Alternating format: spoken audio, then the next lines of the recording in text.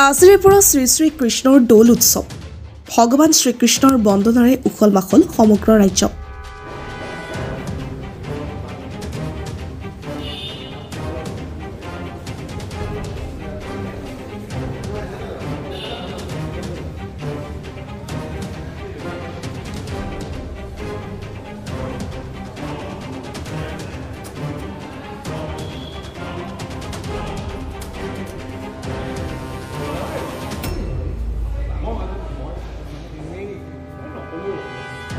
উত্তৰ গুৱাহাটীৰ ঐতিহ্যমণ্ডিত শ্ৰী শ্ৰী দৌল গোবিন্দ মন্দিৰতো আজিৰে পৰা 5 দিনীয়া কাৰ্যসূচীৰে দৌল উৎসৱ আৰম্ভ হ'ব।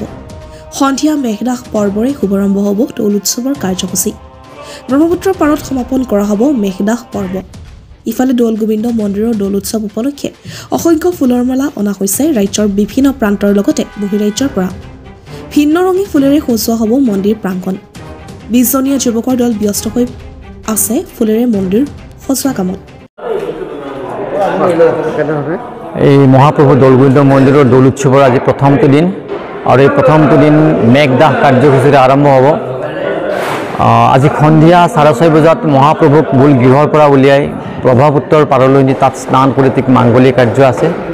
এই মাংগলিক কাৰ্যখিনি সমাপন কৰি তেখেতক পুনৰ দৌল গোবিন্দ মন্দিৰলৈ লৈ অনা হ'ব আৰু এই দৌল গোবিন্দ মন্দিৰত তেখেতক অস্থায়ীভাৱে যি দৌল ঘৰ আছে সেই দৌল ঘৰত তেখেতক 5 দিনলৈ ৰখা হ'ব।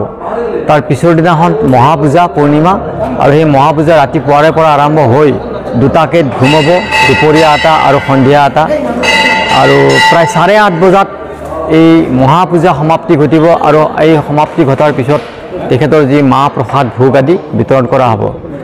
আৰু ইয়াৰ লগে লগে মহাপূজাৰ দিনাখনৰ পৰা দিনৰ ভাগত নাম প্ৰসংগ চলি থাকিব, সন্ধিয়া সাংস্কৃতিক অনুষ্ঠান থাকিব, আধ্যাত্মিক ধাৰাৰে পৰিবেশিত সাংস্কৃতিক অনুষ্ঠান থাকিব। কি কয় আৰু এই 5টা দিনত 5টা দিন নে 4 দিন ধৰিব লাগিব। আচলতে আজিৰ দিনটো ধৰা নাযায়, যিহেতু আজি সন্ধিয়াৰ পৰা হ'ব। আমি আশা ৰাখিছোঁ যে 1 লাখৰ ওপৰ ভক্তই ইয়াত সমাগম হ'ব 4টা দিনত, আৰু এই আটাইখিনি ভক্তক যাতে সুপৰিকল্পিতভাৱে যাতে পৰিচালিত কৰিব পাৰোঁ, তেখেতসকলক দৰ্শন কৰাৰ ব্যৱস্থা কৰিব পাৰোঁ, তেখেতসকলক মাহ প্ৰসাদ লোৱাৰ ব্যৱস্থা কৰিব পাৰোঁ। তাৰ কাৰণে আমি আমাৰ গাঁৱৰ যিখিনি স্বেচ্ছাসেৱক আছে, জীয়ৰী বোৱাৰীকে যুৱকসকলক লৈ আমি তেওঁলোকক মানে সকলোখিনিক মানে পৰিকল্পিতভাৱে তেওঁলোকক যাতে শুশ্ৰূষা কৰিব পাৰে তাৰ বাবে আমি ব্যৱস্থা হাতত ৰাখিছোঁ। News desk report, the north east times.